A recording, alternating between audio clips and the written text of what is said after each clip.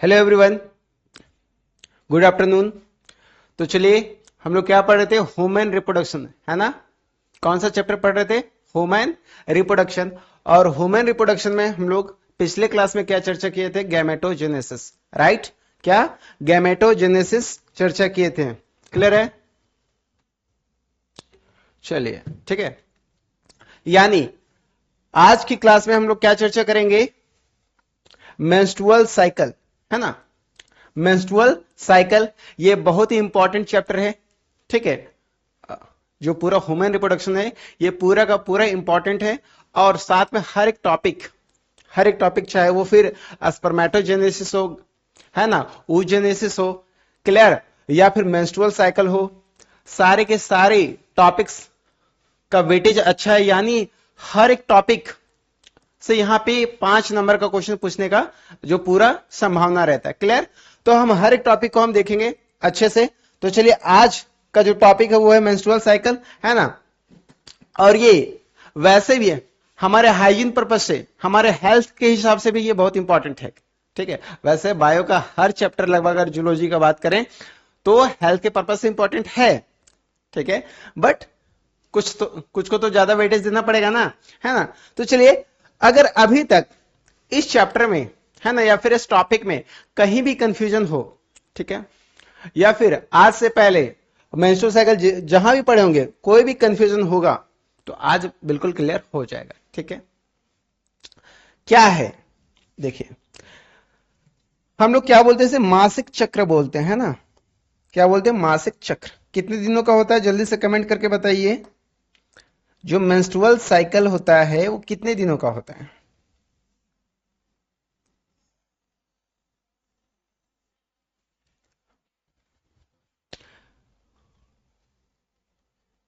बिल्कुल मिलेगा, टेंशन नहीं लीजिए, ठीक है। बिल्कुल मिलेगा, सारा जितना भी बीबीआई क्वेश्चन है वो सब, हाँ, सब कुछ मिलेगा, सारा चैप्टर वाइज मिलेगा लास्ट में। और कुछ क्वेश्चन सिलेक्टेड भी मिलेगा, तो थोड़ा सा वेट तो कीजिए, है ना। चलिए अभी देखते हैं। यहाँ पे आप पिछला चैप्टर देखे होंगे, अमन, क्या नाम है? अमित, सॉरी। पिछला चैप्टर देखे होंगे sexual reproduction in flowering plant. उसका जो वीडियो यानी लेक्चर नंबर 4 है उसमें सारा का सारा क्वेश्चन डिस्कस किया गया है। यानी कौन सा क्वेश्चन 5 मार्क्स में पूछा जा सकता है, कौन सा 3 मार्क्स में, और कौन सा पूछा गया। क्लियर है ना।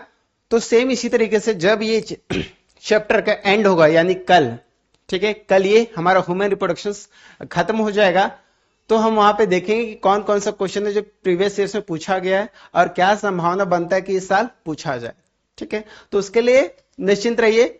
चलिए अभी ये समझते क्या मेंस्ट्रुएशन साइकिल, है ना। कितने दिनों का होता है? जल्दी से कमेंट करके बताइए।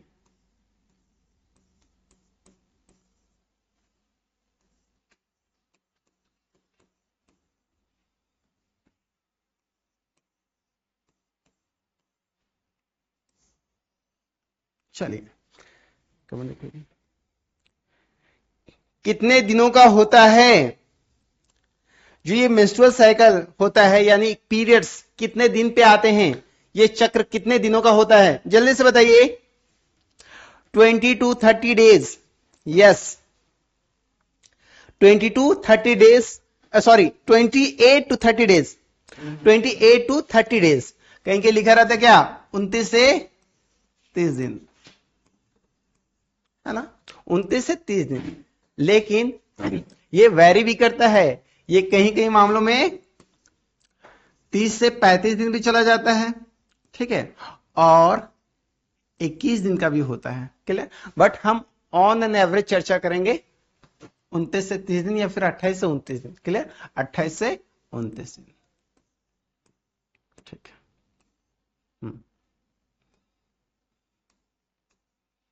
क्लियर? चलिए अब देखिए, इसमें कुछ घटना होता है, यानी ये मेंस्ट्रुअल साइकिल में, ठीक है, कुछ घटना होता है। वो घटना क्या क्या होता है? सिंपल सा सर, जब मेंस्ट्रुअल्स यानी जब पीरियड्स आते हैं यानी ब्लीडिंग होता है। वो ब्लीडिंग क्यों हुआ आपको पता है क्या? वो ब्लीडिंग कैसे हुआ आज हम वही जानेंगे, है ना। यानी कुछ ना कुछ घटना होता है जिसका रिजल्ट है क्या? ब्लड्स, है ना, यानी मेंस्ट्रुअल फ्लो जो ब्लड के रूप में बाहर निकल चला जाता है। क्लियर? चलिए तो देखते क्या क्या होता है। तो मेंस्ट्रुअल फेज में पहला कितना होता है सर? मान लीजिए सर 28 दिन का, ठीक है। फर्स्ट डेज है ना,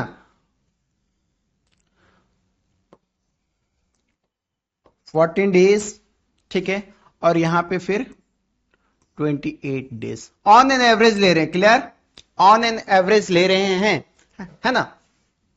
अब 1 से जो 5 दिन तक होता है, 1 से 5 दिन, क्या बोलते हैं उसे सर? जब स्टार्टिंग डेज यानी जिस दिन पीरियड आता है, जिस दिन पीरियड्स आता है, ठीक है, वो स्टार्टिंग डेज आप उसको काउंट कर सकते हैं। कोई कंफ्यूजन नहीं। यानी किसी का पीरियड 1 तारीख को आया तो वहां से हम काउंट करेंगे, किसी का 5 आया तो वहां से हम काउंट करेंगे, है ना। यानी स्टार्टिंग डे 1 होता है। क्लियर, जिस दिन पीरियड हुआ यानी जिस दिन ब्लड फ्लो करना स्टार्ट किया। क्लियर, यानी मेंस्ट्रुअल फ्लो करना स्टार्ट किया, है ना। यानी उसे हम क्या बोलेंगे? Starting days. तो 1 to 5 डेज, 1 to 5 डेज क्या बोलेंगे इसे? क्या बोलेंगे इसे? मेंस्ट्रुअल फेज या फिर ब्लीडिंग फेज। Bleeding phase. क्यों ब्लड निकलता है वो तो हम चर्चा करेंगे, क्यों ब्लड निकलता है इस दौरान।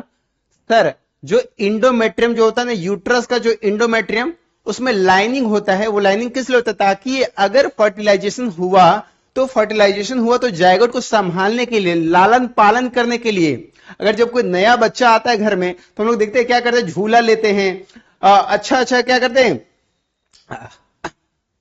गद्दा वगैरह, है ना, सॉफ्ट सॉफ्ट, ताकि वो बच्चों को किसी भी प्रकार का कोई नुकसान ना हो, वो डैमेज ना हो, एकदम फूल के जैसा रखेंगे। अच्छा, किसी भी प्रकार का कुछ चोट ना पहुंचे। सेम उसी प्रकार से यूट्रस भी, यानी जो गर्भ है, वैसा ही तैयार करके रखता है जायगोट के लिए कि किसी प्रकार का कोई डैमेज ना हो। पूरा ब्लड वेसल्स वगैरह तैयार करता है ना, पूरा एक लाइन क्रिएट करता है, गद्देदार बनाता है, ताकि जायगोट को किसी प्रकार का कोई दिक्कत ना हो। क्लियर।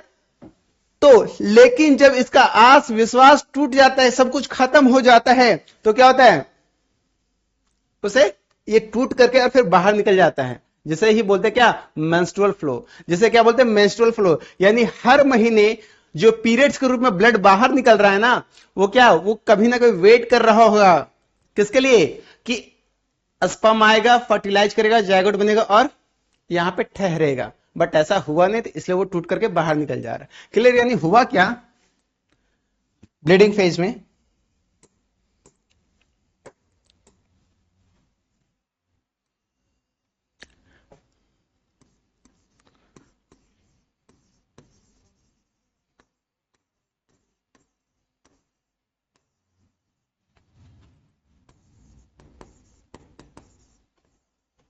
Lining of endometrium.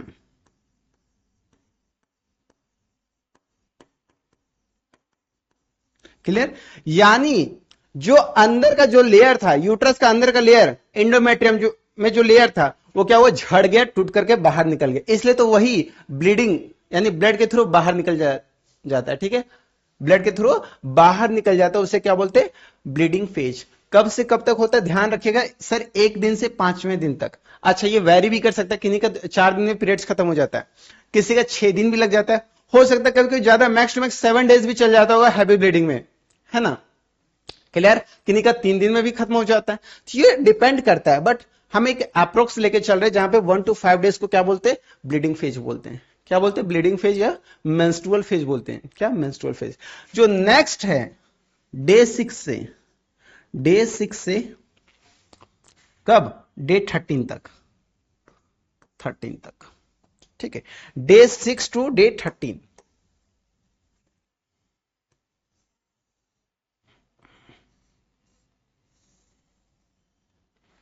इसे क्या बोलेंगे हम?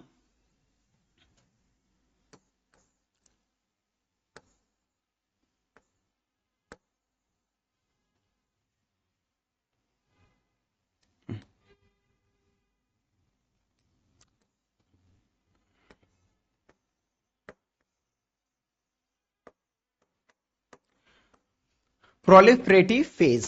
क्या बोलेंगे? Proliferative phase. क्लियर, है ना। पॉलिफरेटिव फेज बोलेंगे या फॉलिकुलर फेज भी बोलेंगे। क्या बोलेंगे? फॉलिकुलर फेज भी बोलेंगे, ठीक है। यहां पे क्या होता है, अच्छा मान लीजिए एक बार तो वेट कर लिया, ठीक है, एक बार तो वेट कर लिया, नहीं हुआ, झड़ करके निकल गया, क्या दोबारा ये तैयार नहीं होगा का? क्या बिल्कुल होगा। मान लीजिए आप किसी से मिलने जाते हैं, ठीक है, मान लीजिए आप किसी से मिलने के लिए जाते हैं और मिलने गए, आप वेट किए वेट किए वेट किए, पूरा फूल का गुलदस्ता लेकर के गए हैं, ठीक है, कि आएगा तो देंगे, आएगी तो देंगे, है ना। अब वेट कर रहे वेट कर रहे वेट कर रहे, क्या हुआ, लास्ट में आई ही नहीं, ठीक है। यह अपोजिट भी हो सकता है ना, लेकिन अपोजिट देखने को बहुत कम मिलता है, ठीक है। लास्ट में आई ही नहीं, क्या कीजिएगा, लास्ट में गुस्सा में वो सब तोड़ ताड़ के फेंक दीजिएगा, ठीक है। तो इसका यह मतलब थोड़ी कि अब दोबारा कभी नहीं जाइएगा, बिल्कुल जाइएगा, अगले के लिए प्रयास कीजिएगा, है ना, अगले के लिए प्रयास कीजिएगा। तो दूसरा जो प्रोलिफरेटिव फेज होता है ना, यहां पे फिर से तैयारी करना यहां पे स्टार्ट हो जाता है, ठीक है, फिर से यहां पे तैयार होना स्टार्ट हो जाता है। तो इस फेज में क्या होता है, इस फेज में एफएसएच स्टिमुलेट करता है, किसे,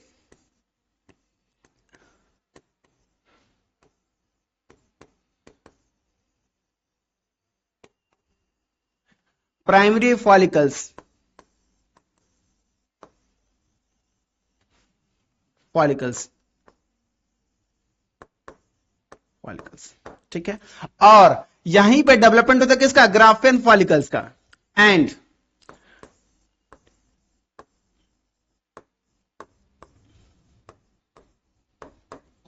डेवलपमेंट ऑफ ग्राफियन फॉलिकल,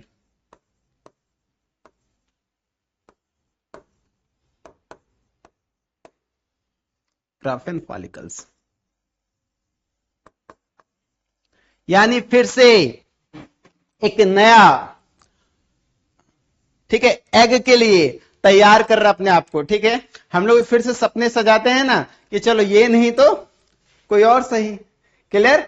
तो फिर से हम लोग प्लान बनाते हैं, अच्छा अबर जाएंगे, अबर आएगी, ठीक है, अबर मुलाकात होगा। तो सेम यही यहां पे यही काम करता है कौन, पॉलिफरेटिव फेज। यानी यहां से एक हार्मोन भी निकलता है जो कौन सा रिलीज करता है, अच्छा इसको थोड़ा छोटा कर देते हैं,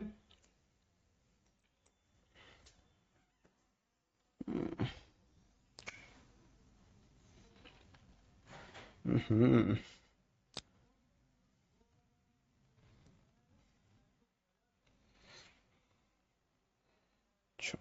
चलिए एक सेकेंड।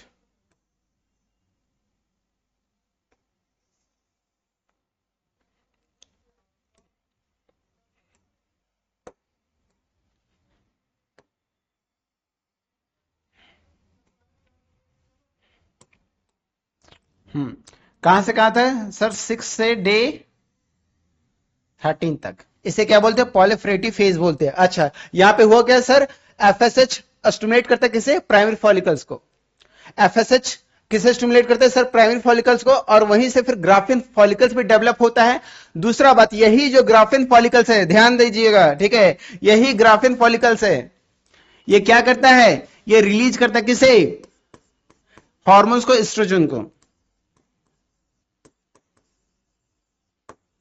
एस्ट्रोजन हार्मोन को रिलीज करता है। एस्ट्रोजन हार्मोन को जैसे रिलीज करता है, ये क्या करता है, फिर से प्रिपेयर इंडोमेट्रियम,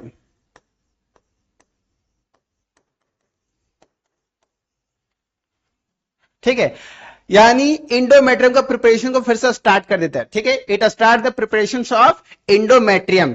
कौन, तो ये सब घटना कहां पे हो रहा है सर, ये पॉलिफ्रेटिव फेज में, पॉलिफ्रेटिव फेज में फिर से तैयारी होना स्टार्ट होगा कि नहीं, ये नहीं तो कोई बात नहीं, अगला तो आएगा, ठीक है, क्लियर। यानी ये काम कहां पे हो, पॉलिफ्रेटिव फेज में। अच्छा एस्ट्रोजन कहां पे रिलीज हुआ, पॉलिफ्रेटिव फेज में, क्लियर, यहां पे यही रिलीज करता है, ठीक है। और प्राइमरी फॉलिकल्स, ग्रेफिन फॉलिकल्स, ये क्या करता है, एस्ट्रोजन को रिलीज करता है। यहां पे क्या करता है सर, इंडोमेट्रियम को ग्रोथ करवाता है, फिर से बनाने का काम करता है, फिर से बनाने का काम करता है। अब ये बन गया, नेक्स्ट जो 14 डेज है, यहां पे क्या होता है, 14 डेज में इसे क्या बोलते हैं, ओव्यूलेटरी फेज,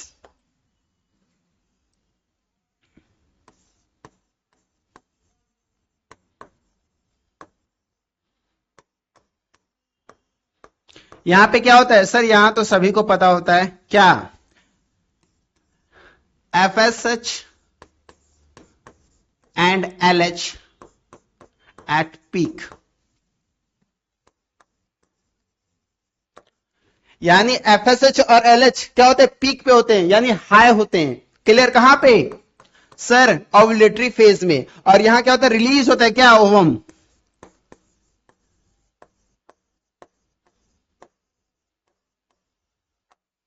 क्लियर? यानी ओवम रिलीज होता है कहां पे सर, ओव्यूलेटरी फेज में। यानी कौन कौन सा देखे सर, ब्लीडिंग फेज, हाँ, दूसरा पॉलिफ्रेटिव फेज, हाँ, तीसरा क्या, ओव्यूलेटरी फेज।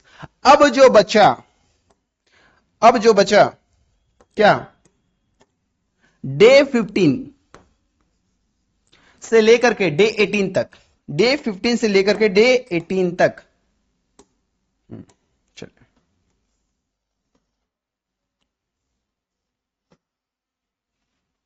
डे 15 से लेकर के डे 18 तक क्या बोलते हैं इसे, ल्यूटियल फेज। क्या बोलते हैं, ल्यूटियल फेज या सिक्रेटरी फेज।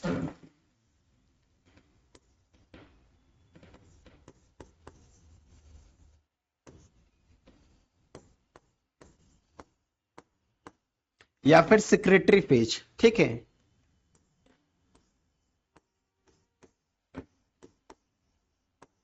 सिक्रेटरी फेज क्या होगा यहां पे, यही जो ग्राफेन फॉलिकल्स है, यही जो ग्राफेन फॉलिकल्स है वो क्या होगा, डीजेनरेट हो जाए, यानी कन्वर्ट हो जाए किसमें, कॉर्पस ल्यूटियम में। किसमें, कॉर्पस ल्यूटियम में। किसमें, किसमें होगा ये सर, सिक्रेटरी फेज में या ल्यूटियल फेज में। कब से कब को बोलते हैं सर, डे 15 से लेकर के डे 28 को क्या बोलते हैं हम लोग, ल्यूटियल फेज। क्या बोलते हैं, ल्यूटियल फेज, है ना, क्या बोलते हैं, ल्यूटियल फेज। यहां पे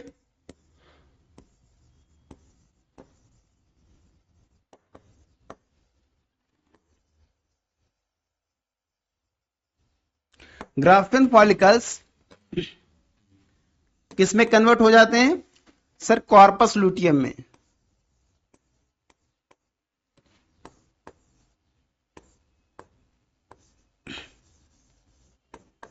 कॉर्पस लूटियम में। और ये क्या रिलीज करते हैं, ये क्या रिलीज करते हैं सर, कॉर्पस लूटियम क्या रिलीज करते हैं, प्रोजेस्टेरोन हार्मोन को। कौन सा हार्मोन को, प्रोजेस्टेरोन हार्मोन को।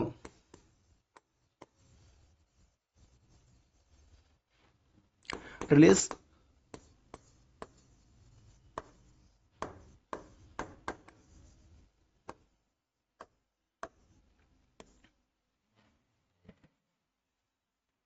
प्रोजेस्टेरोन हार्मोन को रिलीज करते कौन, तो यहां पे ध्यान दीजिएगा, ल्यूटियल फेज में यानी सिक्रेटरी फेज में क्या रिलीज हुआ, प्रोजेस्टेरोन हार्मोन।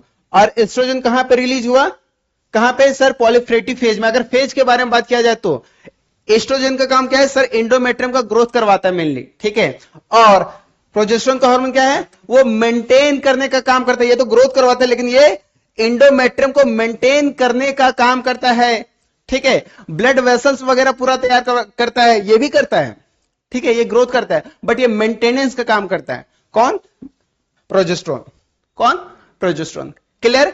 ये रहा हमारा क्या, मेंस्ट्रुअल साइकिल, है ना। यानी पहला ब्लीडिंग फेज, दूसरा पॉलिफ्रेटिव फेज, तीसरा ओव्यूलेटरी फेज, और चौथा ल्यूटियल फेज, है ना। क्लियर? ये साइकिल कितने दिनों का होता है sir, 28 days normally. 28 days normally. होता क्या है, एग कहां पे रिलीज होता है, कहां पे रिलीज होता है, यहां पे डे 14। डे 14 में क्या होता है, एग रिलीज होता है। क्या होता है, एग रिलीज। यहां पे लिखे भी ओवम ये एग रिलीज करता है डे 14 पे। क्लियर? फिर यहां पे नहीं हुआ, फिर से ब्लीडिंग फेज स्टार्ट हो जाएगा, फिर से प्रिपेयर होगा, और ये साइकिल चलता रहता है, ठीक आपके जैसा। कैसे आपके जैसा, एक मिल गई तो ठहर जाते, रुक जाते, कुछ देर के लिए ठहराव होता है। अगर नहीं मिली तो फिर से अपना तो काम बनता है, क्या, कॉलेज के बाहर जाके रहना, पीछा करना, है ना। क्लियर? चलिए, एनी डाउट, एनी डाउट। अच्छा, एफएसएच और एलएच सबसे ज्यादा कहां पे होते हैं, ओव्यूलेटरी फेज में, पीक पे होते हैं। ओव्यूलेटरी फेज में पीक पे एफएसएच, एलएच और एफएसएच ज्यादा होता है। एस्ट्रोजन कहां पे रहता है सबसे ज्यादा सर? पॉलिफ्रेटिव फेज में। प्रोजेस्टेरोन सबसे ज्यादा कहां पे रहता है सर? ल्यूटियल फेज में। ये सब डायरेक्ट एमसीक्यू क्वेश्चन है, डायरेक्ट एमसीक्यू क्वेश्चन है। कोई कंफ्यूजन है क्या? जल्दी से बताइए।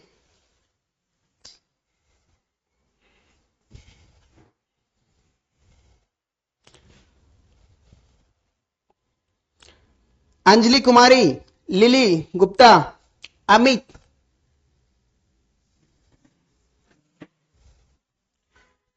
Any doubt?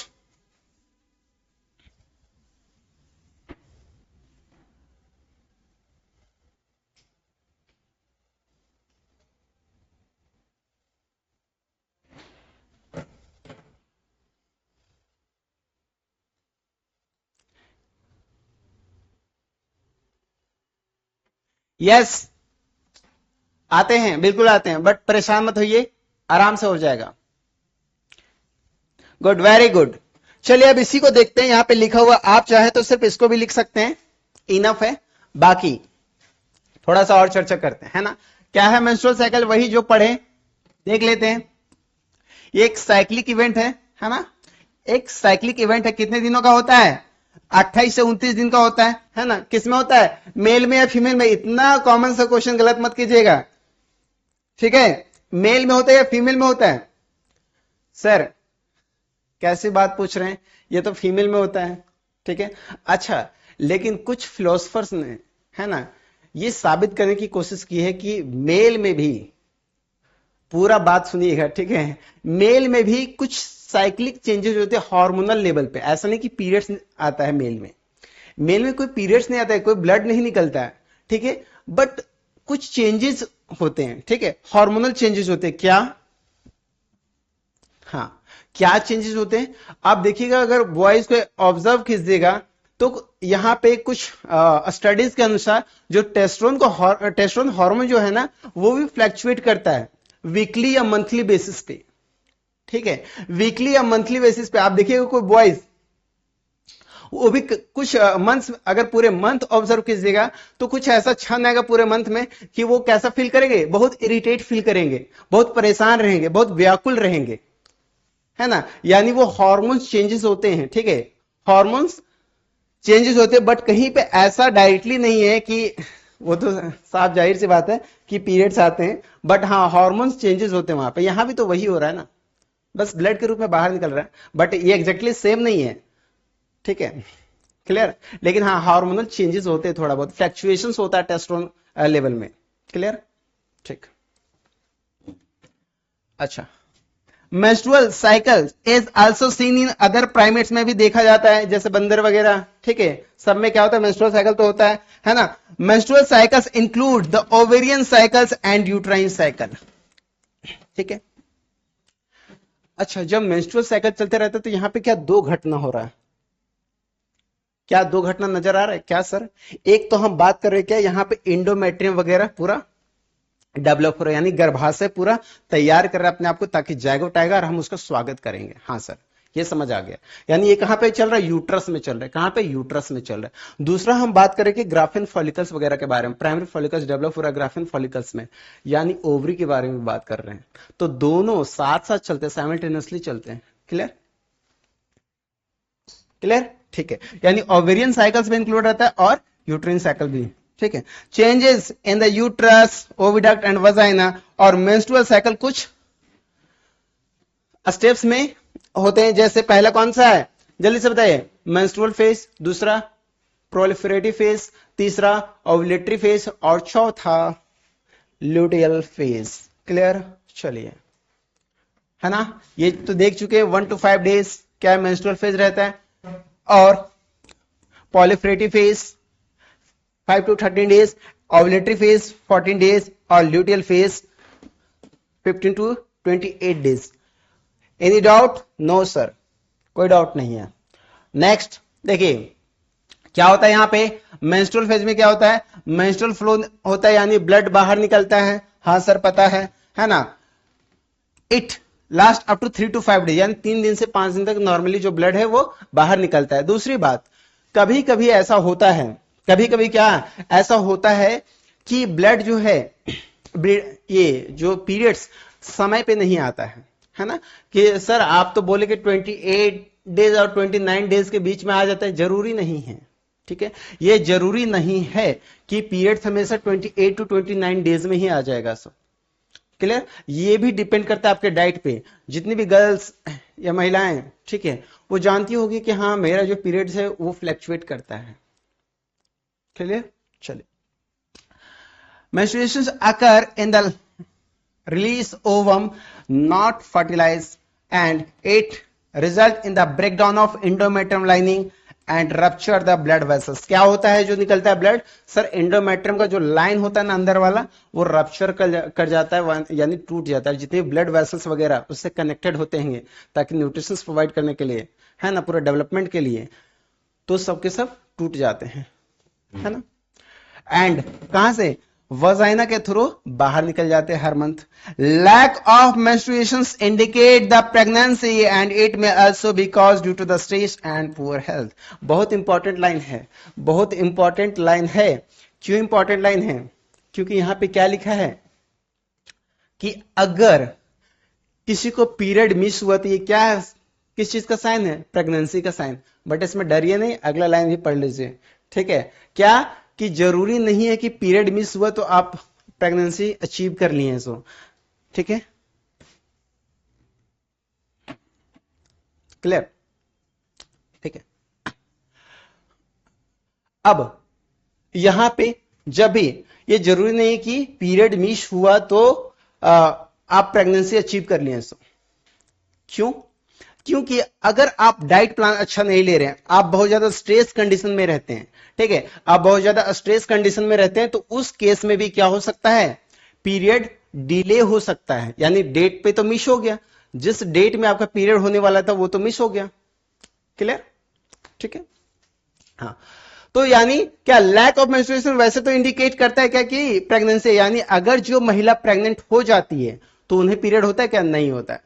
उन्हें पीरियड होता है? नहीं होता है। लेकिन ये हमेशा सही नहीं है। पीरियड वैसे भी कभी कभार मिस हो सकता है हार्मोनल चेंजेस के कारण या फिर डाइट वगैरह के कारण, ठीक है, स्ट्रेस वगैरह के कारण। Menarche, the first मेंस्ट्रुएशंस during the puberty, उसे क्या बोलते हैं? मेनार्क बोलते हैं। फर्स्ट, जब पहली बार जीवन में, ठीक है, गर्ल्स की लाइफ में जो पहली बार पीरियड्स आता है उसे क्या बोलते हैं? Menarche.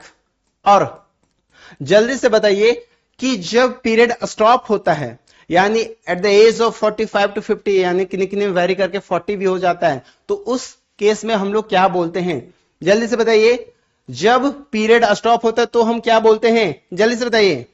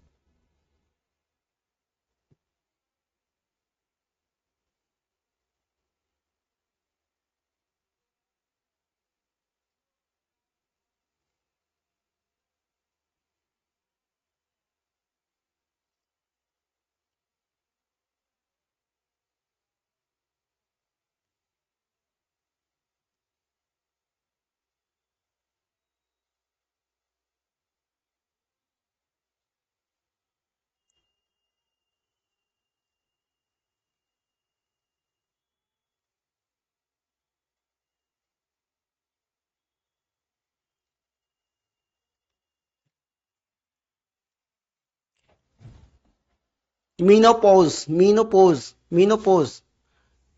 Very good sir. What is PCOD? PCOD क्या है? अच्छा, पीसीओडी क्या एक डिजीज है ना, पॉलिसिस्टिक ओवेरियन डिजीज, है ना।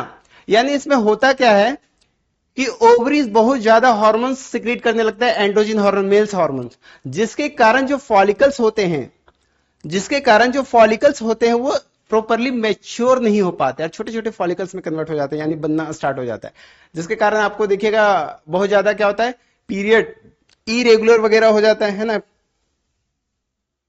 पीरियड इरेगुलर इरेगुलर हो जाता है। क्लियर? किसी का वेट गेन वगैरह हो जाता है। ठीक है, चलिए नेक्स्ट, यानी मीनोपोज सही है। स्टार्टिंग पीरियड को क्या बोलते हैं, मेनार्क, और एंडिंग पीरियड को क्या बोलते हैं, menopause.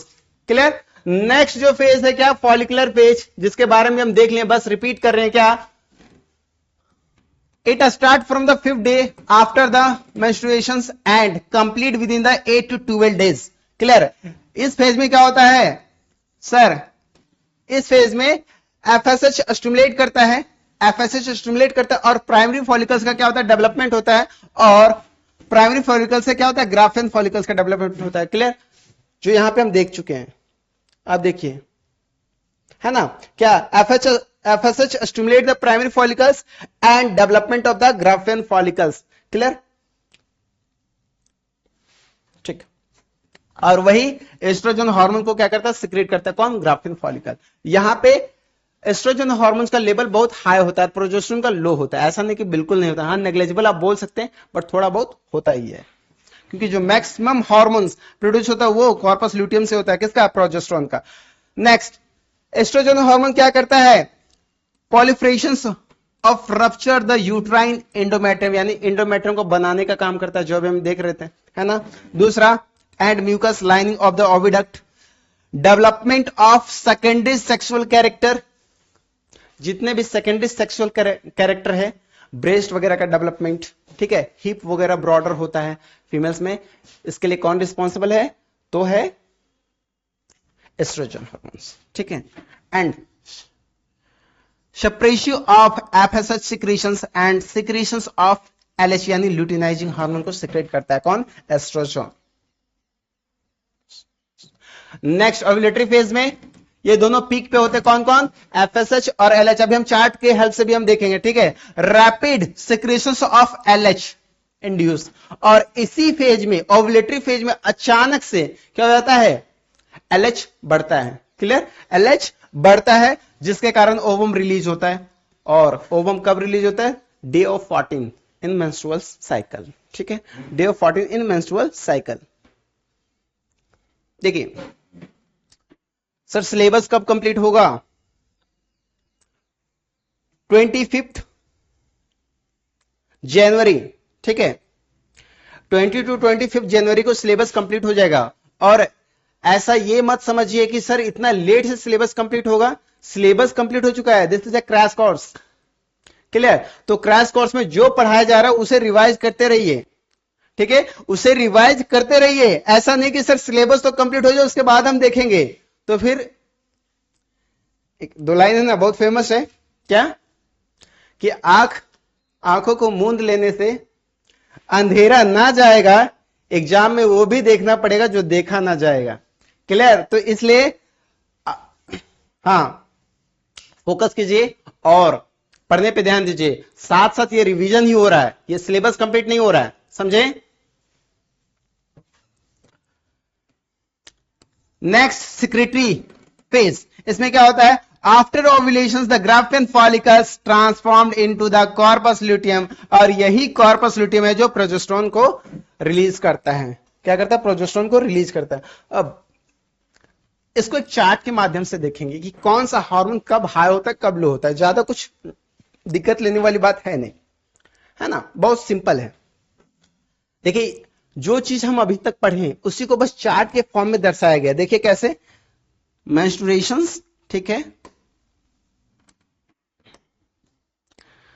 मेंस्ट्रुएशंस, follicular phase, luteal phase, ठीक है, और यहां पे ओव्यूलेटरी फेज डे 14 पे, डे 14 पे ओव्यूलेटरी, फिर से नेक्स्ट साइकिल शुरू हो जाएगा, फिर से नेक्स्ट साइकिल शुरू हो जाएगा, ठीक है। अब होता क्या है वो देखिए, पहला ब्लीडिंग स्टार्ट हुआ, है ना, जिसे मेंसेस बोलते हैं। यहां पे क्या ऑब्जर्व कर रहे हैं, जो एस्ट्रोजन हार्मोन है और प्रोजेस्टेरोन हार्मोन है, आराम से शांति से बैठा रहता है, ज्यादा उछल कूद नहीं करता है। क्लियर, यहां पे देखिए एफएसएच और एलएच भी ज्यादा कुछ नहीं करता है ना, क्योंकि वहां पे ब्लीडिंग हो रहा है, ब्लड बाहर निकल रहे हैं, ठीक है, ब्लड जो है सो बाहर निकल रहे हैं। दूसरा, अब आता है फॉलिकुलर फेज में। फॉलिकुलर फेज में क्या हो रहा था सर, नया एंडोमेट्रियम का लेयर ग्रो कर रहा था सर। कौन रिस्पॉन्सिबल था इसके लिए, सर एस्ट्रोजन। एस्ट्रोजन को कौन सिक्रेट कर रहा था, जल्दी से बताइए सर। ग्राफियन फॉलिकल्स, कौन? Graafian follicle. तो क्या एस्ट्रोजन हाई रहेगा या नहीं रहेगा? हाई रहेगा या नहीं रहेगा? सर हाई रहेगा। क्या? हाई रहेगा, एस्ट्रोजन हाई रहेगा। क्लियर? यानी देखिए एस्ट्रोजन लेवल हाई है कहां पे? कहां पे? फॉलिकुलर फेज में। कहां पे? फॉलिकुलर फेज में। यहां से हाई होते चला गया, यहां से हाई होते चला गया। इसके कंपेयर प्रोजेस्टेरोन देखिए सीधा लाइन है यहां पे, और इसके कंपेयर में क्या है? एस्ट्रोजन हाई होते जा रहा है, क्योंकि ये क्या आ गया? Follicular phase. यहां एस्ट्रोजन को जरूरत पड़ता है, फिर से बनाता है। ठीक है, फिर से बनाता है। नेक्स्ट, अब आया डे 14। डे 14 में क्या होता है? डे 14 में क्या होता है? एस्ट्रोजन का लेवल और हाई हो जाता है। एस्ट्रोजन का लेवल और हाई हो जाता है, और यहां पे देखिएगा तो एलएच और एफएसएच दोनों हाई हो जाता है। एलएच और एफएसएच दोनों हाई हो जाता है। एक मिनट बस देखिए यहां पे क्या लिखे? एफएसएच और एलएच कहां पे हो रहा है? ओव्यूलेटरी फेज में। कहां पे हो रहा है? ओव्यूलेटरी फेज में हाई हो जा रहा है। हाँ, हाई हो जा रहा है। क्लियर? कौन से फेज में? सर ओव्यूलेटरी फेज में एफएसएच एलएच हाई रहता है। सर ओव्यूलेटरी फेज में एफएसएच और एलएच दोनों हाई रहता है, और प्रोलिफरेटिव फेज में एलएच हाई रहता है। सिक्रेटरी फेज में, सॉरी, प्रोलिफरेटिव फेज में एस्ट्रोजन हाई रहता है, और सिक्रेटरी फेज में प्रोजेस्टेरोन हाई रहता है। क्लियर? 3 चीज याद रखिए। पहला क्या सर? ओव्यूलेटरी फेज में एलएच और एफएसएच हाई। ओव्यूलेटरी फेज में LH FSH high. Proliferative phase में एस्ट्रोजन का लेवल हाई, और सिक्रेटरी फेज में प्रोजेस्टेरोन का लेवल हाई। क्लियर? 3 पॉइंट लिख लीजिएगा कहीं पे। नेक्स्ट, अब ल्यूटियल फेज में क्या निकलता है सर? प्रोजेस्टेरोन। तो देखिए यहां पे ये प्रोजेस्टेरोन हाई हो गया, और ये नीचे चला गया ग्राफ किसका? एस्ट्रोजन का। यानी ल्यूटियल फेज में प्रोजेस्टेरोन हाई हो जाता है, और फॉलिकुलर फेज में एस्ट्रोजन हाई हो जाता है। Simple is that. क्लियर? चलिए, है ना? समझ गए? और फिर से इसी तरीके से नेक्स्ट साइकिल का शुरुआत हो जाता है। बताइए, any doubt in this topic? Do fast.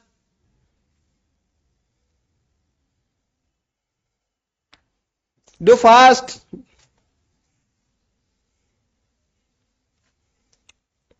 Next,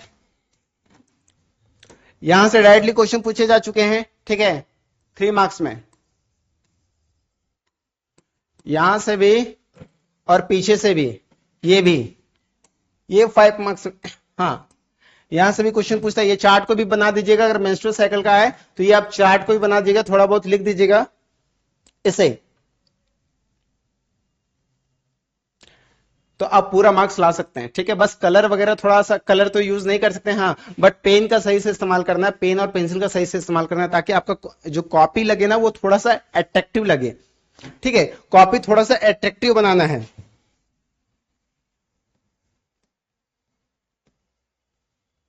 चलिए, एस्ट्रोजन का क्या रोल है हम देख ही चुके हैं। Growth of the female reproductive organs, है ना, development of the secondary sexual characters. ठीक है, जैसे ब्रेस्ट का डेवलपमेंट करवाता है कौन? एस्ट्रोजन। ठीक है, फीमेल बॉडी शेप, है ना, जो हिप वगैरह, जो पैल्विक वगैरह क्या होता है, ब्रॉडर होता है, उसके लिए भी कौन रिस्पॉन्सिबल है? एस्ट्रोजन। ठीक है, और proliferation and thickening of endometrium देख चुके हैं, है ना, उसके लिए भी कौन रिस्पॉन्सिबल है? यानी इंडोमेट्रियम को कौन रिफॉर्म करता है? Estrogen sir. ठीक है, मेंटेन कौन करता है? Progesterone sir. ये थिकनिंग कौन करता है? एस्ट्रोजन। मेंटेन कौन करता है? प्रोजेस्टेरोन। दोनों रोल है, दोनों का रोल है वहां पे। ठीक है, भूलना नहीं है ना, कंफ्यूज होना है ना। और induce LH surge which is responsible for the ovulations, और ये एलएच सर्च करवाने में काम करता है। एलएच सर्च मतलब क्या है? ये एलएच का अमाउंट है, अचानक हाई कर देता है, सडनली हाई कर देता है, जिसके कारण ओव्यूलेशंस होता है। किसका हाथ है इसके पीछे? किसका हाथ है इसके पीछे? एस्ट्रोजन का। किसका? एस्ट्रोजन का। ठीक है, maintain the female sexual behaviour and control the menstrual cycle along with the progesterone. ठीक है, यानी पूरे मेंस्ट्रुअल साइकिल को क्या करता है? कंट्रोल करता है। कौन कौन करता है?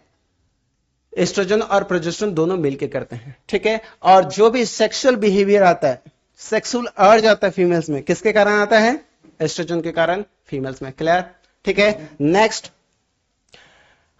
प्रोजेस्टेरोन का क्या रोल है? Prepare the endometrium for the implantation of एम्ब्रॉय। अच्छा, यहां पे बार कंफ्यूज मत हो जाएगा सर कि आप यहां पे प्रोजेस्टेरोन का रोल बता रहे हो और एस्ट्रोजन का रोल बता रहे हो, किसमें? एंडोमेट्रियम का लाइनिंग को बनाने के लिए, यानी अंदर वाला। तो हम क्या बताएं, जो एस्ट्रोजन है वो क्या करता है? ग्रोथ करवाता है, ठीक है, और ये मेंटेन करने का काम करता है। ये मेंटेन करने का काम करता है। मान लीजिए कोई घर बना दिया, घर तो बना दिया, फिर उसका मेंटेनेंस भी तो चाहिए, तो किसका काम है? प्रोजेस्टेरोन का। किसका काम है? प्रोजेस्टेरोन का। क्लियर? ठीक है। Make endometrium thick, soft and glandular और हाईली वस्कुलर, पूरा गद्देदार बना देता है ताकि किसी प्रकार का डिस्कंफर्ट ना हो, किसी प्रकार को कोई परेशानी ना हो आने वाले जायगोट के लिए। मेंटेन्स प्रेगनेंसी, ठीक है, इसलिए इसे क्या बोलते हैं? Pregnancy hormone. क्या बोलते हैं? Pregnancy hormone. किसे? प्रोजेस्टेरोन को। ठीक है। And inhibit the FSH to prevent the development of another follicles. और यही प्रोजेस्टेरोन है जो कोई दूसरा फॉलिकल्स को आने से रोकता है, क्योंकि ये एफएसएच को प्रिवेंट कर देता है। और एफएसएच अगर प्रिवेंट हो गया, एफएसएच को स्टिमुलेशन नहीं मिला, तो बताइए फिर से क्या इंडोमेट्रियम तैयार होगा? क्या नहीं होगा, क्योंकि वही तो रिफॉर्म करता है। और यही हार्मोन्स रिस्पॉन्सिबल है किसके लिए? नया फॉलिकल्स का डेवलपमेंट के लिए। नया फॉलिकल्स का डेवलपमेंट कौन करता है? एफएसएच। तो ये कौन प्रिवेंट करता है? प्रोजेस्टेरोन। अब सोचिए होता क्या है सर, तो प्रोजेस्टेरोन अगर तो रहता है, ठीक है, प्रोजेस्टेरोन रहता है तो ये क्या करता है? फिर नया फॉलिकल्स आ कैसे जाता है? नहीं आता है। क्यों सर? अगर प्रेगनेंसी हो गई यानी प्रोजेस्टेरोन का लेवल तो मेंटेन है, बिल्कुल, तो नया फॉलिकल्स आ पाएगा क्या? नहीं आ पाएगा। लेकिन अगर प्रेगनेंसी नहीं हुआ, खत्म, तो क्या होता है? फिर धीरे धीरे इसका ड्रॉप डाउन हो जाता है ना। मेंसेस के थ्रू सारे ब्लड बाहर निकल जाते हैं, ये हार्मोन्स भी ड्रॉप डाउन कर जाते हैं, तो इसका इफेक्ट ही खत्म हो गया ना। खत्म हो गया तो फिर से तो वो आ सकता है कि नहीं आ सकता? ठीक है। इसीलिए जब प्रेगनेंसी, एक बार प्रेगनेंसी हो जाता है तो नए फॉलिकल्स डेवलप नहीं होते हैं। क्लियर? ठीक है ना। And prevent the uterine contractions so the एम्ब्रॉय is safe. और यूट्रिन जो गर्भाशय या यूट्रिन कॉन्ट्रैक्शन है उसे क्या करता है? प्रिवेंट करता है, बचा करके रखता है, ताकि बच्चा जो वहां पे फीटस जो है वो डैमेज ना हो जाए। ठीक है। If no fertilization then the corpus luteum degenerates and drop in the progesterone in menstrual and menstruation start। ठीक है। अगर फर्टिलाइजेशन नहीं हुआ, अगर फर्टिलाइजेशन नहीं हुआ तो क्या होगा? कॉर्पस ल्यूटियम डीजनरेट कर जाएगा, खत्म हो जाएगा। ठीक है। कॉर्पस ल्यूटियम डीजनरेट कर जाएगा, और जब कॉर्पस ल्यूटियम डीजनरेट कर जाएगा यानी बैंक ही डूब गया, तो पैसा कहां से निकलेगा? ठीक है। और प्रोजेस्टेरोन के लिए बैंक कौन था? सर कॉर्पस ल्यूटियम, क्योंकि वहीं से आता था। क्लियर? वहीं से आता था, है ना। बस ये थोड़ा सा हाइजीन पर्पस के लिए, एग्जाम में तो जल्दी से नहीं पूछता है। क्या करना है? मेंस्ट्रुअल, आज भी गांव में देखिएगा लोग कपड़े इस्तेमाल करते हैं जब पीरियड्स आते हैं, है ना, क्योंकि उनके पास अवेयरनेस नहीं होता है। हो सकता है पैसे भी ना हो, ठीक है, हो सकता है पैसे भी ना हो, लेकिन मेन कारण होता है अवेयरनेस। जब पीरियड्स आता है तो लोग गंदा कपड़ा इस्तेमाल करते हैं। कितने बार एडवर्टीजमेंट के बाद भी टीवी पे हर जगह पे दिखाया जाता है कि जब भी पीरियड्स के टाइम में हमेशा साफ कपड़ा इस्तेमाल करना चाहिए, हाइजीन को मेंटेन करना चाहिए, है ना, हाइजीन को मेंटेन करना चाहिए। और हाइजीन को मेंटेन ही नहीं करते, गंदा जैसा तैसा कपड़ा इस्तेमाल करते हैं, और उस गंदे कपड़े में ना जाने कितने सारे बैक्टीरिया हो सकता है ना, फंगस हो सकता है। क्लियर? और फिर वही जाकर के इन्फेक्ट करेगा किसे? हमारे जेनाइटल एरिया को, हमारे रिप्रोडक्टिव ट्रैक को। और बैक्टीरिया वगैरह जितना भी, ठीक है, ये जो जीवाणु है उसके लिए सबसे बेस्ट घर होता है क्या? वजाइना। सबसे बेस्ट कंडीशंस होता है वजाइना, है ना, क्योंकि बैक्टीरिया वगैरह को क्या चाहिए? गंदा जगह चाहिए। ठीक है। क्लियर? तो कम से कम क्या करना चाहिए? मेंटेन करना चाहिए क्या? Take bath and clean yourself regularly. ठीक है। यूज सैनिटरी नैपकिंस और क्लीन होममेड पैड्स। कैसा?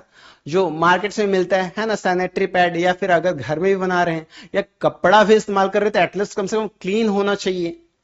ठीक है, एटलीस्ट कम से कम क्लीन होना चाहिए, है ना। चेंज द सैनिटरी नैपकिंस और home made pads after every 4 to 6 hour, ठीक है, और हर 4 से 6 घंटे में क्या करते रहना चाहिए, चेंज करते रहना चाहिए। And dispose the use sanitary napkins properly, do not flush, और उसे सही से डिस्पोज करना चाहिए, सही जगह पे फेंकना चाहिए, क्योंकि उससे इंफेक्शन किसी को फैल सकता है ना।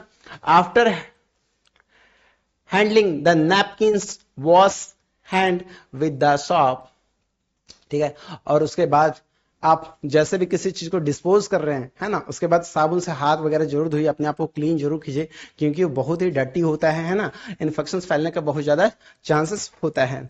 क्लियर है ना। इवन विलेज में देखें, अगर गांव में जाकर के देखें तो लोग डरते हैं सैनिटरी पैड मांगने से।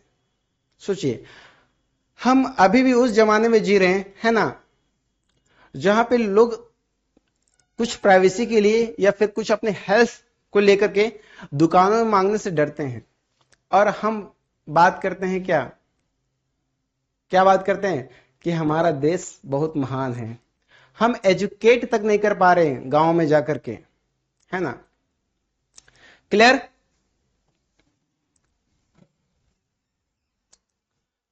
अच्छा, यहां पे अगर किन्हीं को कोई डाउट होगा, जैसे ये कि सेफ पीरियड कब होता है सर, कब सेक्सुअल इंटरकोर्स करना चाहिए, कब नहीं करना चाहिए, तो ये जो टॉपिक है ना, हम डिस्कस करेंगे नेक्स्ट चैप्टर में, ठीक है। किसमें? नेक्स्ट चैप्टर में, है ना, रिप्रोडक्टिव हेल्थ में, कि कौन सा सेफ पीरियड होता है, कब सेक्सुअल इंटरकोर्स करने से, ठीक है, प्रेगनेंसी का चांस होता है, कब नहीं होता है। खैर वैसे भी आप लोग समझ गए होंगे, है ना। नहीं समझोगे तो वहां पे और डिटेल में हम थोड़ा सा चर्चा करेंगे।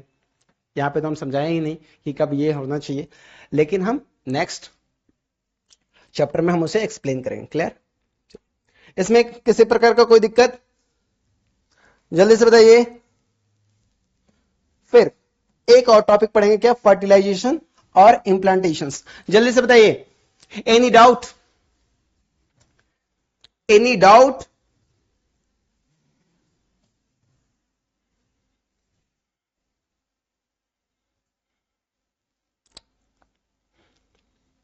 और एक और सजेशन है, क्या, जिन किन्हीं को अगर पीरियड्स लेट आता हो, ठीक है, टाइम पे पीरियड ना आता हो, तो आप जाकर के आयरन का जांच जरूर करवाइए, ठीक है ना। बॉडी में आयरन की कमी भी हो सकता है, ठीक है, आयरन लेवल का जांच जरूर करवाइए, है ना। ठीक है, वेरी नाइस। चलिए आगे बढ़ते हैं।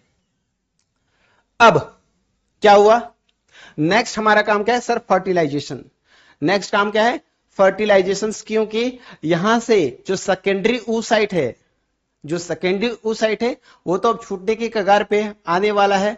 और जो यूट्रस है, जहां पे पलेगा, जहां पे बड़ा होगा, जहां पे ग्रो होगा, वो भी एकदम बन के तैयार है, यानी घर भी तैयार है, मेहमान आने वाला है, ठीक है, यानी फर्टिलाइजेशन का इवेंट्स होने वाला है। उसके बाद क्या होगा, इम्प्लांटेशन, यानी शादी, और फिर घर, ठीक है, फिर विदाई। क्लियर। नेक्स्ट, तो है ना, ठीक है, तो फर्टिलाइजेशंस और इम्प्लांटेशंस, बढ़ेगा नहीं क्या,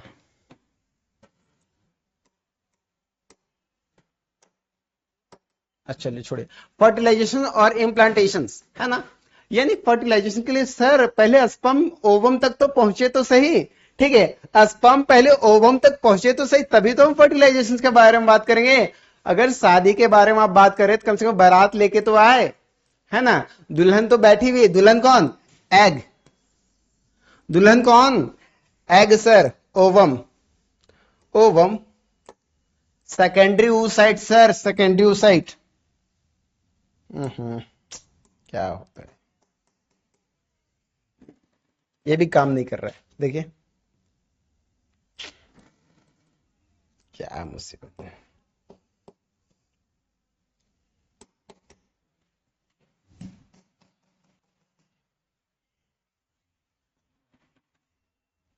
हम्म,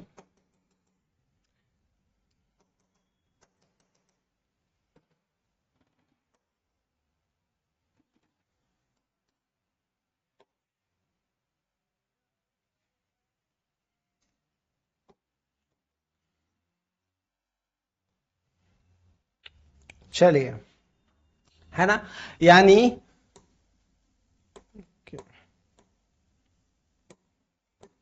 दुल्हन तो तैयार बैठी हुई सर, अब कोई बारात लेके आए तभी तो, है ना। यानी फर्टिलाइजेशन के लिए जो सेकेंडरी oocyte है, सेकेंडरी oocyte है ना, सेकेंडरी oocyte वो तैयार है, ठीक है, वो तैयार है, बस बाराती का इंतजार है। अब देखिए यहां पे क्या हो रहा है, बारात लेके जा रहा है। अब बाराती अकेले जाते हैं क्या? नहीं सर, बहुत जाते हैं, ग्रुपिंग में जाते हैं। लेकिन फीमेल वो तो अकेले रहती है सर, वो अकेले रहती है। देखिए कितने सारे जा रहे हैं, पूरा रेस में जा रहे हैं, है ना, कि हमें शादी करना। स्वयंवर हो रहा है, क्या हो रहा है? स्वयंवर हो रहा है। क्लियर? हाँ, ठीक है, क्लियर, यानी स्वयंवर हो रहा है। अब बहुत सारे बाराती भीड़ में जा रहे, कोई एक दूल्हा बनेगा, कोई एक जगह फर्टिलाइज करेगा, जो उसके लिए क्या होगा? कैपेबल होगा, है ना, उसके लायक होगा, वही जाकर के फर्टिलाइज करेगा। क्या करेगा? वही जाकर के फर्टिलाइज करेगा। क्लियर? अब हो क्या रहा है, यानी during copulation semen is released by penis into the vagina.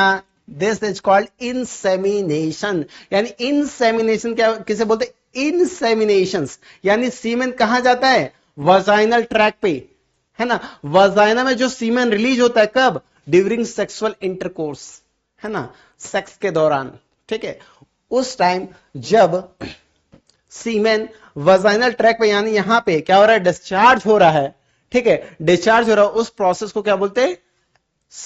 Insemination. क्या बोलते? इंसेमिनेशन। क्लियर? इंसेमिनेशन, है ना। Fusion of sperm with the ovum is called fertilization and it occurs in the ampullary region, you know very well, है ना। आपको पता है कि फर्टिलाइजेशन कहां होता है? सर फैलोपियन ट्यूब के एम्पुलरी रीजन पे होता है। देखिए यहां पे एग जो है वेट कर रहा है ना, जो सेकेंडरी oocyte है वेट कर रहा है, और यहां से क्या गया? यहां से स्पर्म दौड़ते हुए सभी को गया, और कोई एक जाकर के इसके साथ फर्टिलाइज करेगा। कहां करेगा सर? एम्पुलरी रीजन में करेगा। कहां पे करेगा? एम्पुलरी रीजन में। अब देखिए इसी चीज को, स्पर्म का पाथवे, स्पर्म कहां जाता है? स्पर्म वजाइना में जाता है, वजाइना से सर्विकल कैनाल, उसके बाद यूट्रस, यूट्रस से हो करके जा रहा है ना, देखिए यहां से यूट्रस से हो करके जा रहा है, यूट्रस, एस्थेमस, और वहां पे क्या होता है? फर्टिलाइजेशन। फर्टिलाइजेशन कौन सा रीजन में होता है? फर्टिलाइजेशन कौन सा रीजन में होता है? जल्दी से बताइए। चला गया, चलिए छोड़िए, ठीक है। कहां पे होता है? एम्पुलरी रीजन में, है ना। एम्पुलरी रीजन में फर्टिलाइजेशन होता है, और ठीक वहां से ओवम, ओवम कहां? फिम्ब्रे। ओवम कहां से कहां जाता है? ओवम पहले ओवरी से फिम्ब्रे में जाता है, उसके बाद इनफंडिबुलम और एम्पुलरी रीजन में। यानी यहां से क्या आया? एम्पुलरी रीजन में स्पर्म आया, और नीचे से क्या आया? ओवम आया। दोनों एक जगह मिले, दोनों का मिलने का जगह कहां? पार्क में सर। कहां? एम्पुलरी रीजन में, यही पार्क है उसका, ठीक है, यही पार्क है उसका। क्लियर? और दोनों जाकर कहां पे फर्टिलाइज होते हैं? कहां पे फर्टिलाइज होते हैं? हो क्या रहा है आज? ठीक है, कहां पे फर्टिलाइज होते हैं? सर एम्पुला में फर्टिलाइज होते हैं, ठीक है। Clear?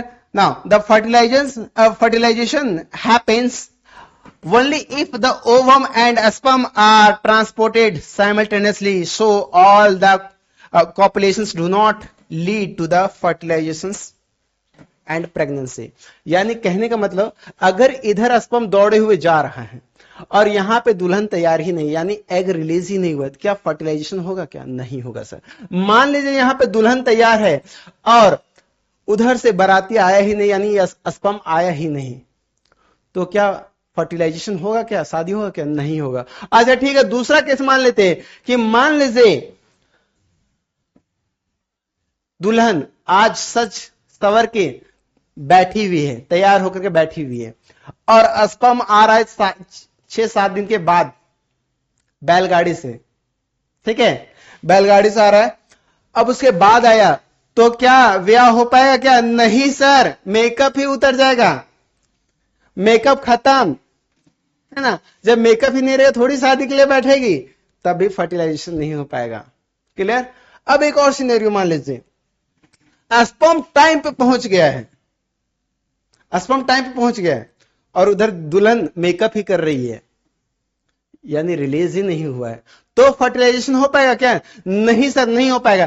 कब होगा सर? जब दोनों एक टाइम पे आएंगे। ऐसा नहीं ये टाइम एक ही सेकंड का होता है, एक सेकंड का नहीं होता है ना, क्योंकि जो एग है वो 24 आवर यानी एक दिन पूरा जीवित रह सकता है ना, और स्पर्म 72 आवर, स्पर्म 72 आवर तक। क्लियर। अगर इस दोनों के बीच में फर्टिलाइजेशन हो गया, यानी एग यहां पे रिलीज हुआ है, ठीक है, और उसके बाद 5-7 घंटा, 6 घंटा, 8 घंटा में उसके बाद भी स्पर्म आ जाए तो भी फर्टिलाइजेशन हो जाएगा। 10-12 घंटा में आ जाए तो भी फर्टिलाइजेशन हो जाएगा। क्लियर। हो सकता है स्पर्म 2 दिन पहले से आकर के यहां पे बैठा हुआ है और उधर से क्या हो, फीमेल तैयार होकर के आए, दुल्हन तैयार होकर के आए, तो भी वहां पे शादी वगैरह हो जाए, यानी फर्टिलाइजेशन तो भी हो जाएगा। कहने का मतलब साथ साथ आना पड़ेगा। आप साथ साथ का मतलब नहीं चलो हाथ पकड़ के चलते हैं, ठीक है। क्लियर। क्लियर। चलिए,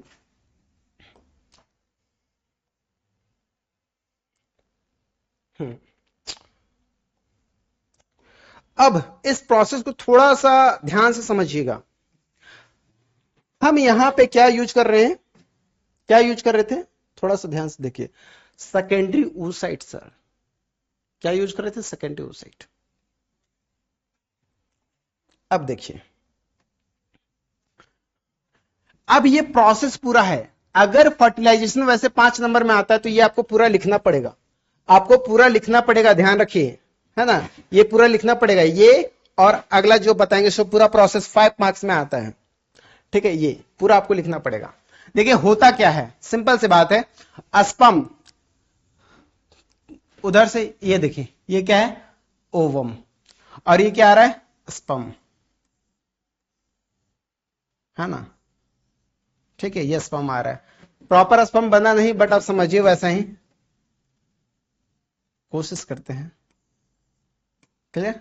स्पर्म, ठीक है, ये ओवम है और ये स्पर्म। सबसे बाहरी जो लेयर होता है क्या होता है, जोना पैलिस्यूडा का। किसका लेयर होता है? जोना पैलिस्यूडा का। क्योंकि हम क्या बताए, ये स्पेशल रानी है, सबसे शादी नहीं करेगी।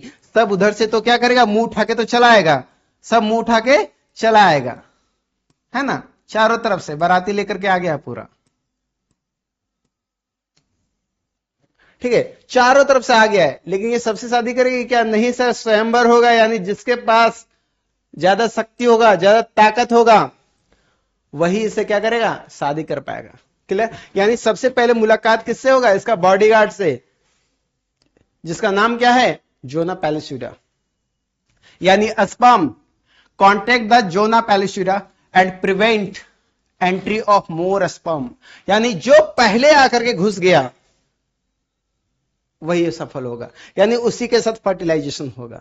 घुसा पहले तो उसके बाद क्या हुआ, acrosome secretion and help the sperm enter into the egg, यानी यहां पे उसके टिप पे क्या होता है, कुछ एंजाइम होता है, और वो एंजाइम क्या करता है, पेनिट्रेट यानी घुसने में हेल्प करता है। क्लियर। यानी ये ओवम के अंदर जाने में। Clear. And the secondary oocyte complete the meiosis two. It is very important, confuse मत होइएगा, क्योंकि वहां पे क्या हुआ था, म्योसिस 1 हुआ था। कहां पे, जब हम oogenesis पढ़ रहे थे, तो कहां पे, जब oogenesis पढ़े थे तो वहां क्या हुआ था, म्योसिस 1 हुआ था। तो ये हो क्या रहा है,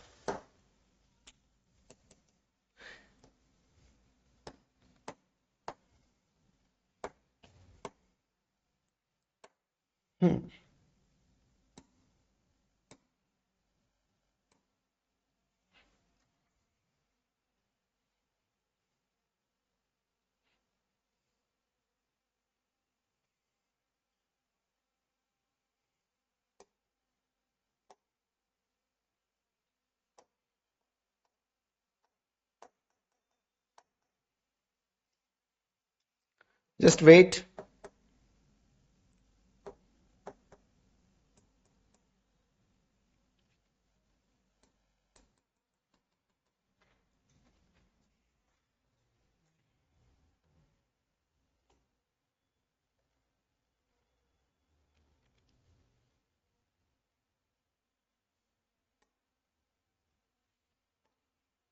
एक सेकेंड रुकिएगा, ठीक है।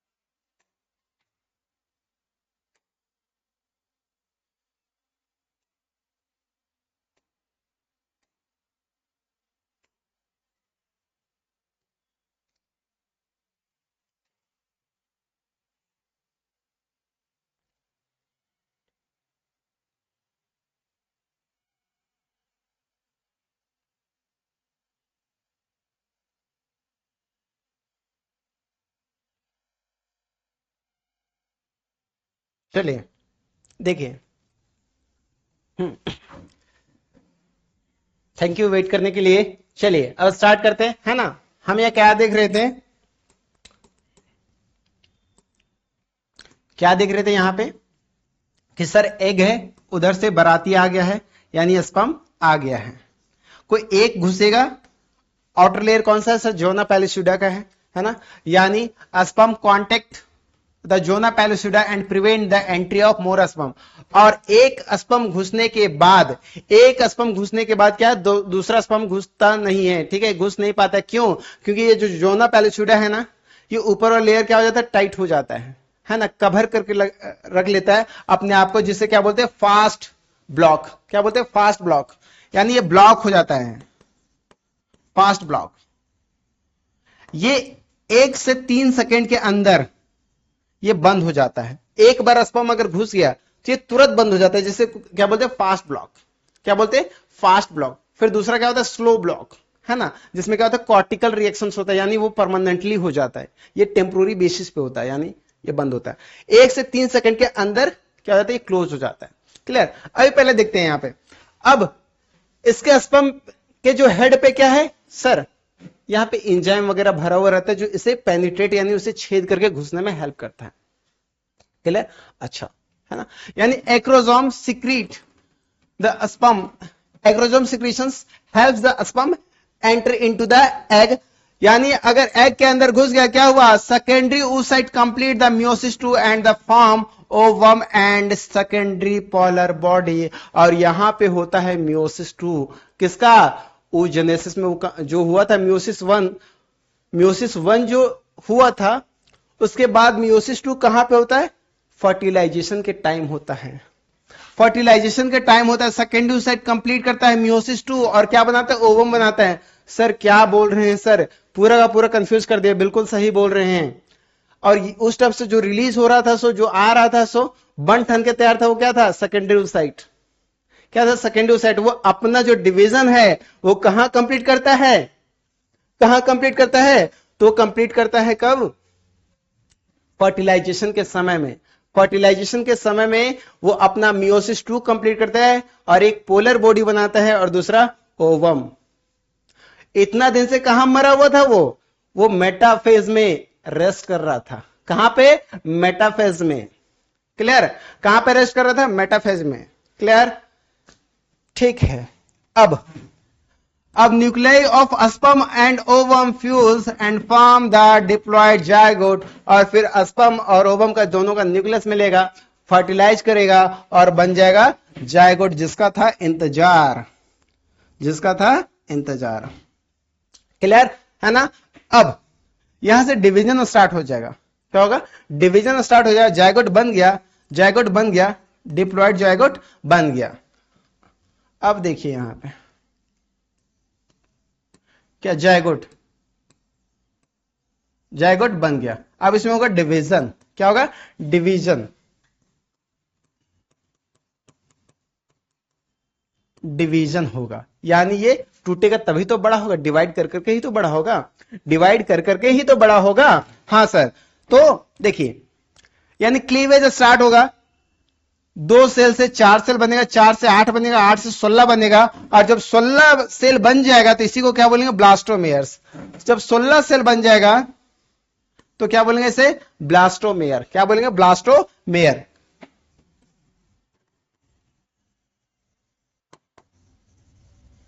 ब्लास्टोमेयर, ठीक है। जब ये डिवाइड करते जाएगा, 2 से कितना बनेगा, 4, फिर 4 से 8, 4 से 8, 8 से 16, और जब 16 सेल पहुंच जाएगा, 16 सेल तक, तो हम इसी को क्या बोलेंगे, ब्लास्टोमेयर। यानी इसे बोलते थे जायगोट, जायगोट से क्या बना, ब्लास्टोमेयर बना, जायगोट से क्या बना, ब्लास्टोमेयर। और यही 8 से 16 सेल को, स्टेज को क्या बोलेंगे, morula. And the morula divides further and to form the blastocyst. और फिर मोरूला से क्या बनेगा, ब्लास्टोसिस्ट बनेगा। और ब्लास्टोसिस्ट में 2 लेयर होता है, ये है ब्लास्टोसिस्ट, ये क्या है, ब्लास्टोसिस्ट, है ना। एक आउटर लेयर को क्या बोलते हैं, ट्रोफोब्लास्ट, और इनर लेयर को क्या बोलते हैं, मास सेल। इनर लेयर को क्या बोलते हैं, मास सेल, है ना, मास सेल, मास सेल। और आउटर लेयर को क्या बोलते हैं, ट्रोफोब्लास्ट। यही बाद में जाकर के क्या करता है, प्लेसेंटा का फॉर्मेशन करता है। यही बाद में जाके क्या करता है, प्लेसेंटा का फॉर्मेशन करता है, न्यूट्रिशंस वगैरह प्रोवाइड करता है। कौन, सर, ट्रोफोब्लास्ट। कौन, ट्रोफोब्लास्ट, ठीक है। यानी ब्लास्टोसिस्ट 2 भाग में बटा है, कौन सा, एक ट्रोफोब्लास्ट और दूसरा इनर मास सेल। और ये एम्ब्रॉयो का डेवलपमेंट करता है, यानी ये मास सेल एम्ब्रॉयो का आगे डेवलपमेंट करता है, और ट्रोफोब्लास्ट न्यूट्रिशंस प्रोवाइड करता है। क्या करता है, न्यूट्रिशंस को प्रोवाइड करता है। And the blastocyst attached to the endometrium that is called implantations। और जब इतना बन गया, जब यहां तक डिवाइड करते करते करते करते आ गया, तो अब क्या सोचेगा, अब कहीं रुकना चाहिए, तो रुकेगा कहां जाकर के, यूट्रस में। यूट्रस के एंडोमेट्रियम में जाके चिपकेगा। जब ये एम्ब्रॉय जाकर के एंडोमेट्रियम में चिपकेगा, यानी यूट्रस के एंडोमेट्रियम में चिपकेगा, तो इसी को क्या बोले, इम्प्लांटेशन, यानी इम्प्लांट कर गया। क्या हो गया, इम्प्लांट कर गया, डिवाइड किया, सेल्स बनाया, थोड़ा ग्रो किया, और अब जाकर के चिपक करके वहीं पे अस्थायी हो जाएगा, और वहां पे ग्रोथ होना उसका स्टार्ट हो जाएगा।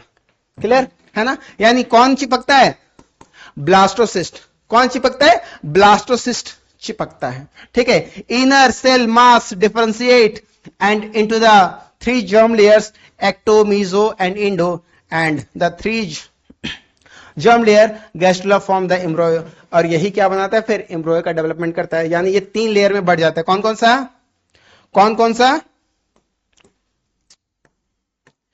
एक्टो, मीजो और इंडो।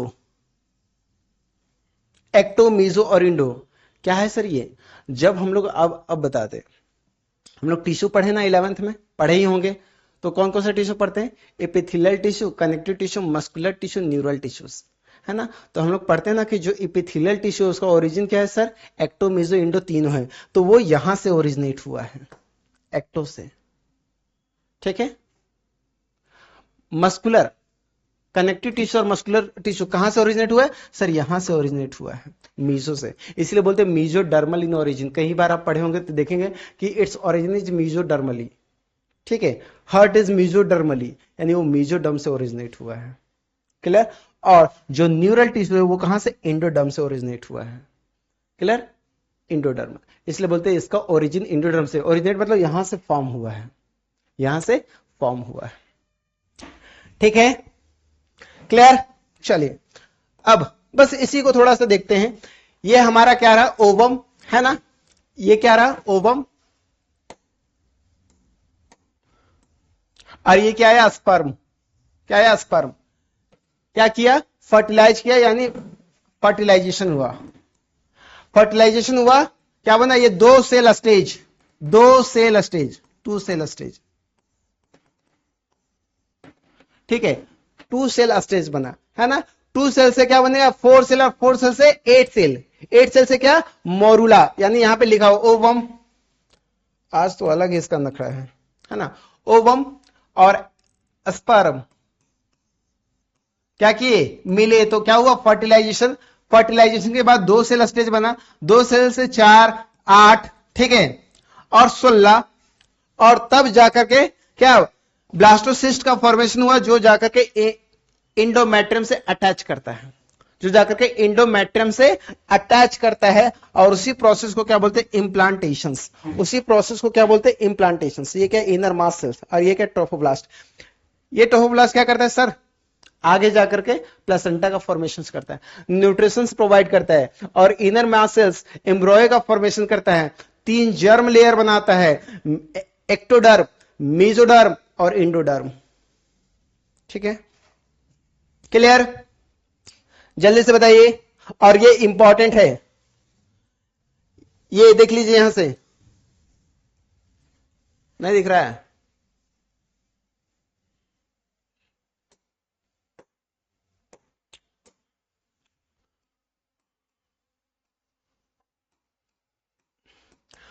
फाइव मार्क्स में आएगा, ठीक है, 5 मार्क्स में आ सकता है ना। ये पूरा लिखना पड़ेगा आपको, ये फिगर आप छोड़ सकते हैं, कोई दिक्कत नहीं है, ये यहां तक, ठीक है, क्लियर?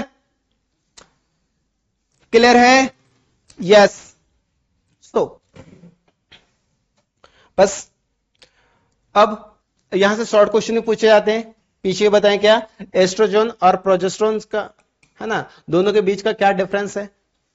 तो ध्यान से जितना भी कुछ पढ़े हैं आप उसे रिवाइज करते रहिए, क्योंकि अब दोबारा समय नहीं मिलेगा, ठीक है, अब दोबारा समय नहीं मिलेगा कि सर आप पहले पढ़ा लीजिए ना सर, उसके बाद फिर हम रिवीजन करने बैठेंगे कॉपी खोल के आराम से। नहीं, उतना टाइम नहीं है, सिलेबस ऑलरेडी कंप्लीट है, ठीक है, सिलेबस ऑलरेडी कंप्लीट है, सिलेबस थोड़ी कंप्लीट हो रही है, रिवीजन ही हो रहा है। क्लियर? Very nice, good. चलिए, सभी को आंसर कीजिए। हाँ, ठीक है, तो बस ध्यान रखिएगा, लास्ट लेक्चर में हो सकता है कल ये लेक्चर फिनिश हो जाए, तो कल जितना भी क्वेश्चन है प्रीवियस ईयर का वो सारा डिस्कशन हो जाएगा। आप बिलीव रखिए, अगर आप इतना करके जाते हैं, ठीक है, बस 5 मिनट, ठीक है, बस।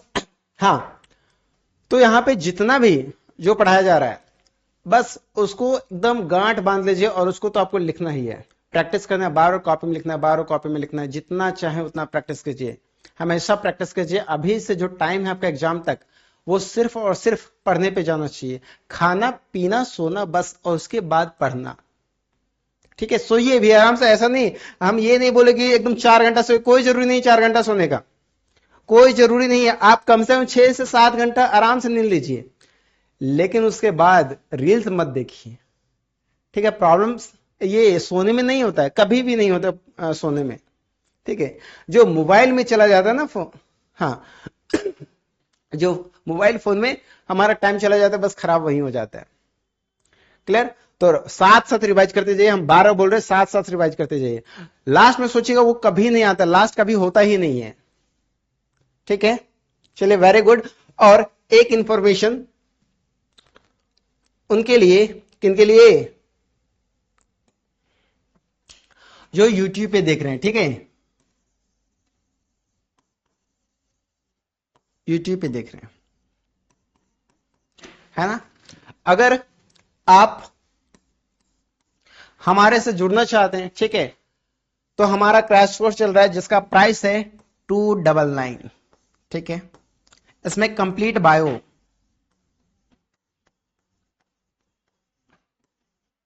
पढ़ सकते हैं, ठीक है, समराइज वे में, है ना, ठीक है, समराइज वे में, क्लियर।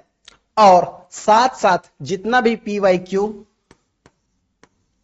है ना, MCQ वगैरह है, सब कुछ इसी में आप प्रैक्टिस कर सकते हैं, कहीं और भटकने का जरूरत नहीं है, ठीक है, कहीं और भटकने का जरूरत नहीं है। अगर आप ज्वाइन करते तो आपको प्रीवियस ईयर क्वेश्चंस, है ना, MCQ, स्टडी नोट्स, ठीक है, यानी जो लेक्चर के नोट्स हैं वो सब कुछ आपको मिलेगा, गाइड भी किया जाए कैसे क्वेश्चंस यहां पे आप लिख सकते हैं, ठीक है, क्लियर है, ठीक है। लेकिन चाहते सर अगर पूरा कोर्स ज्वाइन करें तो उसके लिए 999 आपको पे करना पड़ेगा।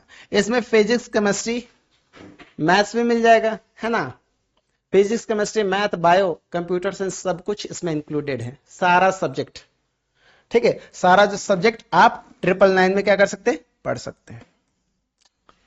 क्लियर? डिस्क्रिप्शन में आपको इसका लिंक मिल जाएगा एप्लीकेशन का, आप चाहें तो प्ले स्टोर पे जा करके भी वहां से डाउनलोड कर सकते हैं। इंस्टॉल करने के बाद रजिस्टर करना पड़ेगा, और रजिस्टर करने के बाद आप लॉग इन करके आप देख सकते हैं, बैचेस वहां पे आपको नजर आएगा।